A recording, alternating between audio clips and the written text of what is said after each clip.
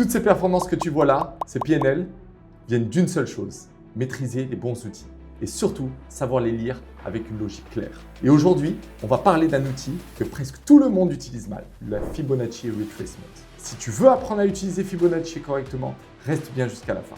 Je vais t'expliquer ma méthode complète, étape par étape, comment je m'en sers, comment je l'interprète pour trouver mon niveau d'entrée et de sortie et comment je fais de l'argent avec. Et avant de commencer, rejoins ma communauté Telegram gratuite. Tous les jours, j'y partage mes analyses et mes trades en direct. Le lien est dans la première ligne de la description.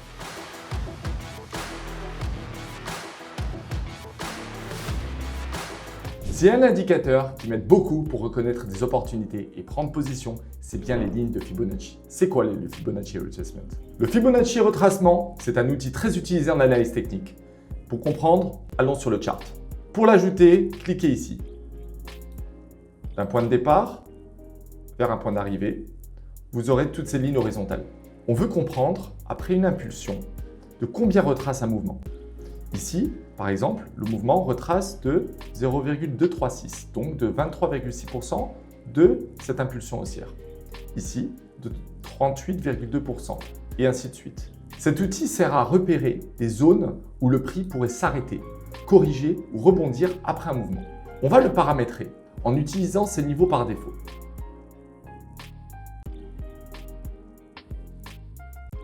« 0.236 », 0.382, 0.5 et 0.618. Beaucoup l'utilisent comme une simple grille à coller sur le graphique. Mais moi, je l'utilise pour comprendre la structure de marché, pour savoir si je me trouve en zone acheteuse, neutre ou en zone vendeuse. Première étape, on va utiliser les lignes de Fibonacci pour trouver notre point d'entrée et de sortie. Ici, on observe les deux swings de l'impulsion haussière. 1, 2. On place l'indicateur Fibonacci du swing précédent jusqu'à la fin de l'impulsion haussière. Ensuite, on va étendre les lignes vers la droite. Je trace uniquement les lignes majeures. Ensuite, on va simplement faire en sorte que chaque ligne soit de la même couleur.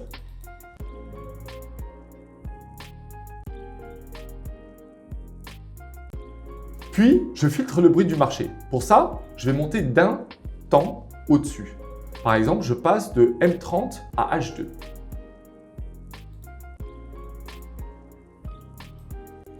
On va essayer d'aligner mes niveaux de Fibonacci avec mes zones de support et résistance réelles.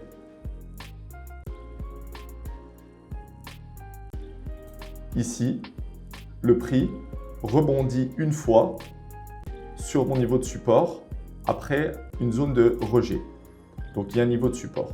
Ici, nous avons un rebond, deux rebonds, trois rebonds.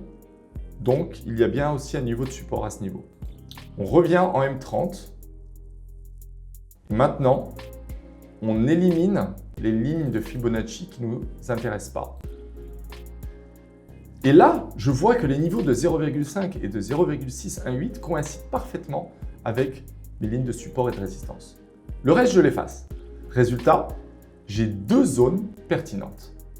Maintenant, je dois choisir entre 0,5 et 0,618. Et c'est là que la psychologie du marché entre en jeu. Où sont les amateurs? Où est la liquidité? Souvent, les débutants entrent à 0,5. Voici pourquoi. Ils ont repéré un niveau de rebond ici, un deuxième ici.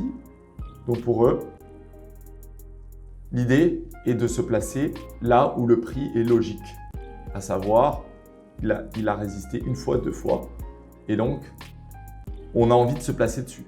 Mais le risque est que si toute cette zone est une zone acheteuse, il y a énormément de stop-loss qui sont basés juste en dessous. Et donc, ce que va faire le marché, c'est d'aller chercher ces stop-loss pour aller faire sortir tous ces amateurs du marché.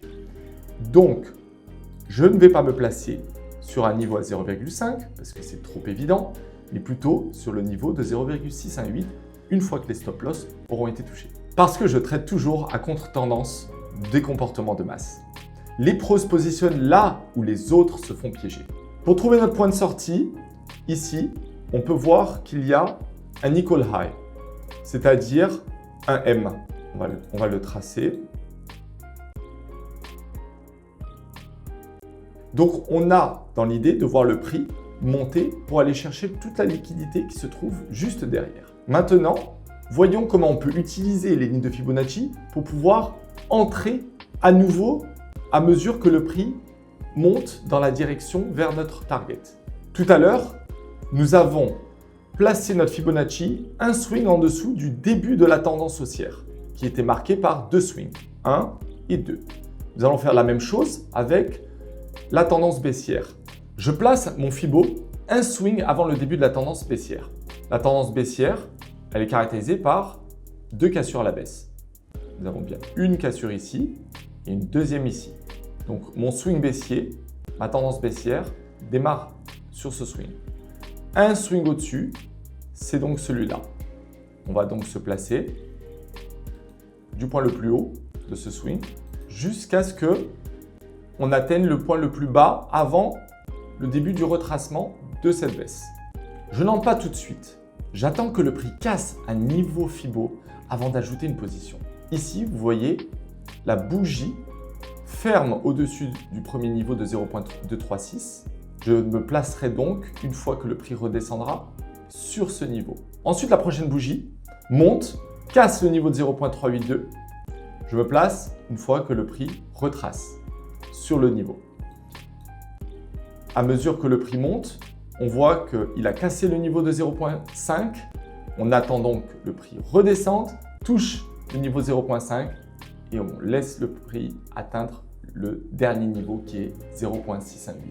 C'est mon point de sortie. Ce travail, ça permet de renforcer progressivement ma position, sans risquer un all-in prématuré. Et pour plus de fiabilité, je monte toujours d'un demi-time frame au-dessus pour vérifier que la bougie a bien fermé au-dessus de la ligne Fibo. Ici, on passe donc de M30 à H1. Et donc là, on peut s'apercevoir que la bougie en H1 a bien fermé au-dessus de 0.236 avant de pouvoir prendre position sur ce niveau. La deuxième bougie, elle, a fermé, mais il n'y a pas eu de mèche de retour sur le niveau de 0.382. Donc, on n'aurait pas pu rentrer sur le niveau de 0.382. À nouveau, ici, on voit que très légèrement, la bougie a clôturé au-dessus de 0.5, ce qui nous autorise de rentrer sur le retracement de cette Fibo. Et ensuite, le prix atteint sa cible. Cette méthode évite beaucoup de faux signaux. Voici les 3 erreurs les plus fréquentes à éviter. La première, de tracer une ligne Fibo n'importe où sans structure claire. La deuxième, utiliser tous les niveaux au lieu de se concentrer sur les zones clés. C'est ce que j'ai fait tout à l'heure en filtrant les niveaux que je voulais garder et en éliminant celles qui ne correspondaient à rien. La troisième, c'est d'oublier la logique de liquidité et de comportement des traders. Faites attention à ne pas vous placer sur des niveaux trop évidents, trop visibles. C'est là que la plupart des gens vont vouloir se placer. Fibo n'est pas magique, mais bien utilisé, c'est un outil d'équilibre entre structure, psychologie et timing. Et c'est cette combinaison-là qui fait la différence. Voilà comment j'utilise Fibonacci pour entrer, sortir et renforcer mes positions de manière structurée et logique. Si tu veux me poser des questions sur Fibonacci et de voir mes trades en direct, comme ceux qui s'affichent à l'écran, rejoins le canal Telegram gratuit. Soit tu utilises le QR code qui s'affiche à l'écran, soit tu cliques le premier lien en description. Et si le contenu t'a aidé, abonne-toi, mets un like et active la cloche pour ne rien manquer de mes prochaines vidéos. À bientôt et souviens-toi, sois précis dans ce que tu fais car le marché est parfait. Il récompense toujours la précision.